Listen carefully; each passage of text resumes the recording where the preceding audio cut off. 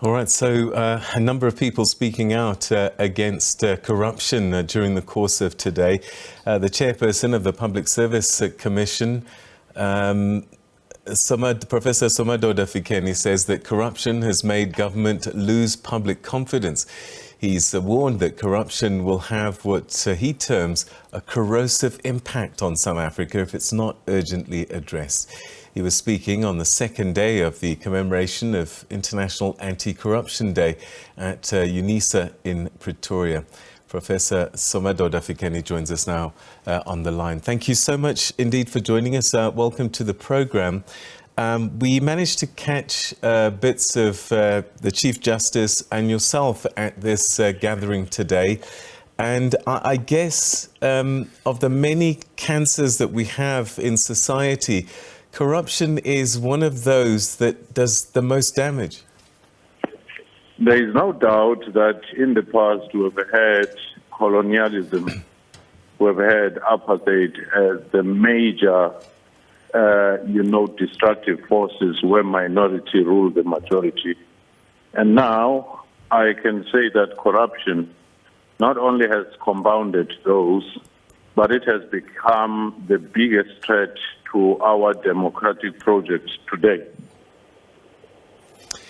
When the Chief Justice was speaking about Transnet in particular, it sounded as if corruption can only thrive when it's enabled in quite high places.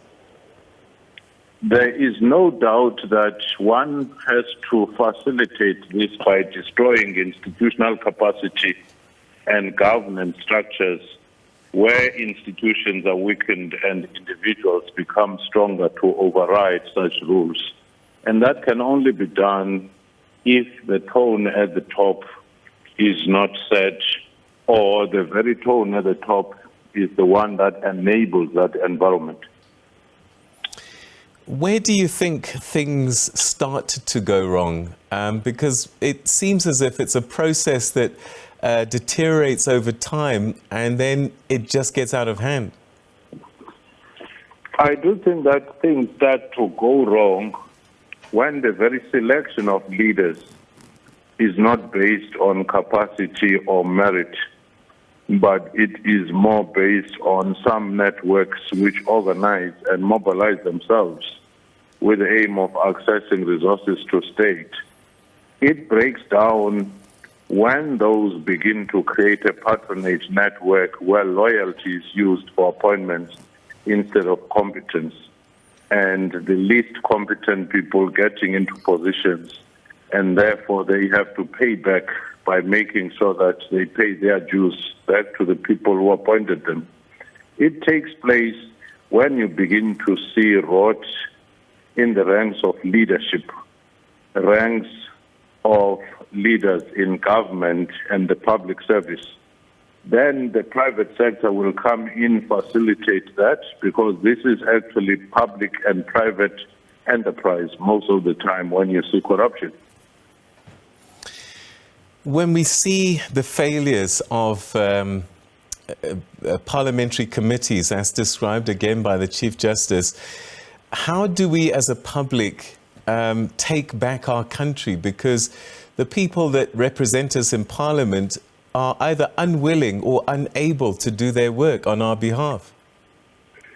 Well, I do think that the civic activism, bringing agency to the people, is the starting point, and also knowing that the theatre of democracy is not only in Parliament, it is in every community meeting, it is in every ward, it is in every board, it is in every space within the communities, within the institutions that we have. Once that is done and agency is brought back to the people and there is no over-dependence on political parties, then the power of people and their agency will force parties and will force leaders to come back and consult with the people on many things they want to do. You want to do a project in a community, you can't do it without first understanding, consulting the community as to what they need and having more transparent processes. But not only that, I do think that some of the suggestions in the Zondo Commission report and some being demanded by several other people in terms of changing the electoral laws to bring more accountability to constituencies rather than accountability to the political parties may go a long way to assist. I suppose also the other side is prosecution and punishment for corruption probably is an important factor in deterring it. Certainly, if those who have done wrong begin to see the law taking its course in a fair manner, of course, but in a resolute manner, and the ill-gotten resources are taken away, as well as people serve their time if they need to, then that becomes a civic education for the next 30 years. But that cannot be the only thing. You also need to reform some laws which have shown weaknesses within the public service sector. And professionalization of public service becomes one of the key interventions. And you also have to train your law enforcement to deal with the sophistication of crimes of today. Some are cyber crimes, the financial intelligence and all that.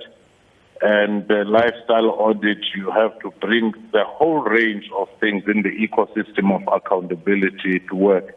And the last one, which I think is very important, we've understated it, is the reconscientization and the change of mindset for people to internalize their values and have a value-based public service instead of having a rules-based where people can try to comply maliciously, but where people do not do wrong things because they know these are wrong things, they can't be done, not for compliance purpose, but that it is also in their conscience.